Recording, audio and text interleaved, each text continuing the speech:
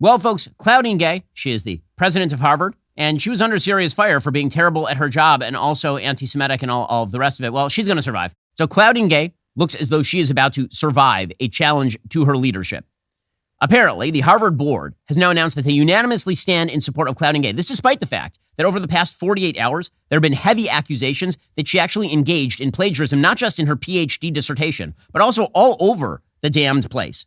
According to the Washington Free Beacon, Harvard University President Claudine Gay plagiarized numerous academics over the course of her academic career, at times airlifting entire paragraphs and claiming them as her own work, according to reviews by several scholars. In 4 papers published between 1993 and 2017, including her doctoral dissertation, Gay, a political scientist, paraphrased or quoted nearly 20 authors, including 2 of her colleagues in Harvard University's Department of Government, without proper attribution, according to the Washington Free Beacon analysis.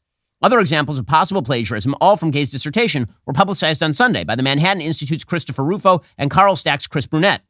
The Free Beacon worked with nearly a dozen scholars to analyze 29 potential cases of plagiarism. Most of them said that Gay had violated a core principle of academic integrity, as well as Harvard's own anti-plagiarism policies, which state that it's not enough to change a few words here and there.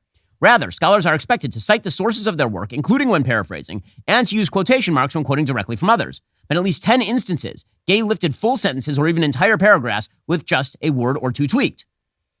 This is definitely plagiarism, said Lee Jussum, a social psychologist at Rutgers University, who reviewed 10 side-by-side comparisons provided by the Washington Free Beacon, including paragraphs from Gay's dissertation. They actually gave her a prize for that dissertation for quote-unquote exceptional merit. He says the longer passages are the most egregious. Hey, but again, none of that would have broken except for the fact that Claudine Gay went in front of Congress and made clear that she doesn't care about anti-Semitism, that it all depends on, quote-unquote, the context. Now, again, Harvard University has one of the most restrictive speech codes in America. They will come after you for fat phobia at Harvard University, but if you say, from the river to the sea, Palestine shall be free, while waving around a Hamas flag, everybody will apparently look the other way. All of this despite the fact that the National Association of Scholars yesterday called on Harvard to remove Claudine Gay as president of the university. They noted Gay's shoddy professional work, record of plagiarism, and promotion of racist policies. That was as of yesterday. And again, when it comes to Claudine Gay's own upset over anti-Semitism, it's just absent. It's not there. One of the things that was amazing about watching these university presidents testify in front of Congress is even if they had said something like, listen, we can't do anything about speech that we don't like, but we really don't like the speech. It's ugly and it's wrong. Israel has a right to exist as a Jewish state, and we hate all of this, but we're trying to draw a balance. If they'd even said that, that would have been one thing, but they didn't. And here's the thing, they say that kind of stuff all the time. So for example, in April of 2021, Claudine Gay signed a letter to the Harvard community accusing America of racism and decrying the shooting death of Adam Toledo, who flashed a gun at the police. Quote, we as a community must stand against racism. We must commit ourselves to the unfinished work of building a just society, one in which everyone's rights and safety are protected and everyone's dignity is honored. In a system in which police have vast discretion to stop people on suspicion of minor offenses, so many people in this country of color live with an ever-present sense of vulnerability. Again, when she's talking apparently about American racism, then that's one thing. You know, she's very passionate about that. When it comes to accusations of anti-Semitism on her own campus, then it's all by the wayside. The October 15th tax deadline has long come and gone. I know many of you might be dreading the stress of filing your taxes. I get it. Filing taxes, it's a long, excruciating process. I hate it every single year. But if you fail to file, you'll start to pile penalties on your tax debt. That's why you need to check out Tax Network USA. The team at Tax Network USA has a track record of success. They've reduced tax debts for numerous clients totaling over $1 billion.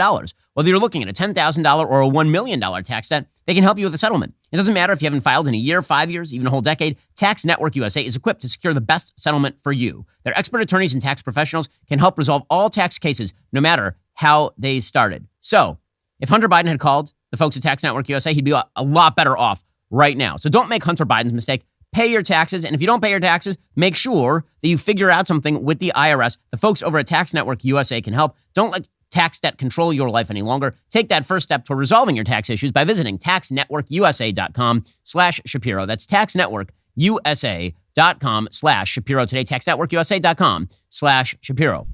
You know, it's that time of year where you start thinking about the things that actually mean a lot to you. And because it's a religious time of year, a lot of people thinking about God. But how do you reconnect with God if that is something you want to do? And we all should be wanting to do that. Hallow can help you. Regardless of your religion, we all need a little more peace in our lives. Hallow is an incredible app that offers a unique approach to prayer and meditation. Unlike other meditation apps, Hallow is tailored specifically for people of faith to deepen their relationship with God. The Hallow app is filled with studies, meditations, and reflections that are rooted in Judeo-Christian prayer practices. This holiday season, access music from the Bocelli family, Bible stories that help you reflect on what the holidays are actually about, and prayers to help bring you peace, all on that Hallow app.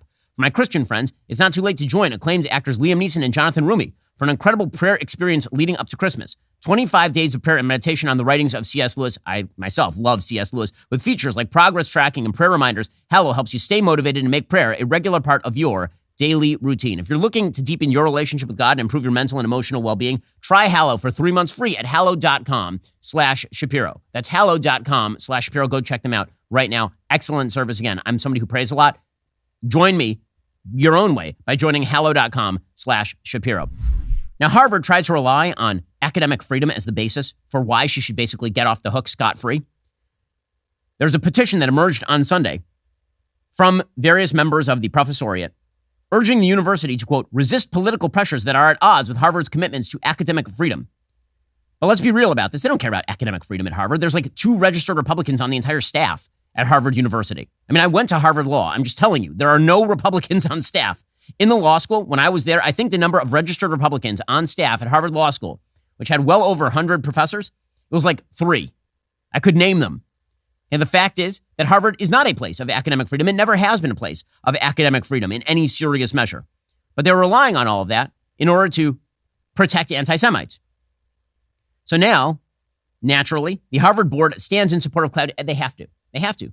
She's a black lady, and she was selected for this position specifically based on her diverse bona fides, meaning that she is a black lady. And let's be real about this. The reason that she was allowed to get away with this sort of shoddy work for years on end is because she had the shield of intersectionality. If you are an intersectional person, meaning a racially diverse person who ranks high in the victimhood coalition, then you can get away with just about anything on a college campus. That's the way this works. If Claudine Gay were a white lady and she'd been hit with these charges of plagiarism, as a student, she would have been out. She's being hit with these charges of plagiarism, let alone what she's doing as the actual president. But now, apparently, they're going to defend the quality of her work. That's the way this works. So Harvard University's board has now put out a statement, quote, "Dear members of the Harvard community, as members of the Harvard Corporation, we today reaffirm our support for President Gay's continued leadership of Harvard University.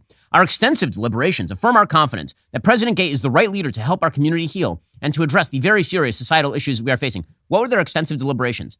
They met last night. Those were their extensive deliberations. So many people have suffered tremendous damage and pain because of Hamas's brutal terrorist attack, and the university's initial statement should have been an immediate, direct, and unequivocal condemnation. Calls for genocide are despicable and contrary to fundamental human values. President Gay has apologized for how she handled her congressional testimony and has committed to redoubling the university's fight against anti-Semitism. That's so amazing. So they just rejected everything that she's done since October 7th, and then they're like, but she apologized. Why? Because the edifice of DEI must be upheld. As we discussed at length yesterday, the entire reason for being of major American university liberal arts programs is to defend the idea that America is fundamentally unjust, that the American meritocracy is fundamentally unjust. This is why you need diversity, equity, and inclusion. It's why you give people extra points on their application based on their race. That is why you do those things, is because the basic idea is that if you succeed in American society, unless you're a member of an intersectionally oppressed group, if you succeed, it's because the system itself is broken and exploitative. And so we have to rejigger the system by providing benefits, like, say, the presidency of Harvard University to people who are not qualified for that position. Are you tired of the lies and the twists of the mainstream media talking points? Yeah, me too. Join me in my newest series, Fact, where I dismantle and bring truth to this tiring mainstream agenda.